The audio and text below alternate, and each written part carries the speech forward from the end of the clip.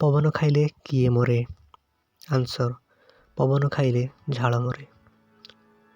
ପରବର୍ତ୍ତୀ ପ୍ରଶ୍ନ, ଖାଇଲେ କିଏ ମରେ? ଆନ୍ସର, ଭୋକ। ଖାଇଲେ ଭୋକ ମରେ। କାହାକୁ ଟାଣିଲେ ଛୋଟ ହୁଏ? ଆନ୍ସର, ବିଡ଼ି ବା ସିଗାରେଟକୁ ଟାଣିଲେ ଛୋଟ ହୁଏ। ପରବର୍ତ୍ତୀ ପ୍ରଶ୍ନ, ମୁଁ ସବୁଠାରେ ମାତ୍ର କେହି ଦେଖିପାରନ୍ତି ନାହିଁ, ମୁଁ କିଏ? ଆନ୍ସର, ପବନ। ପରବର୍ତ୍ତୀ ପ୍ରଶ୍ନ, ପଥର ହେଲେ ବି ସେ ପାଣି, ସେ କ'ଣ?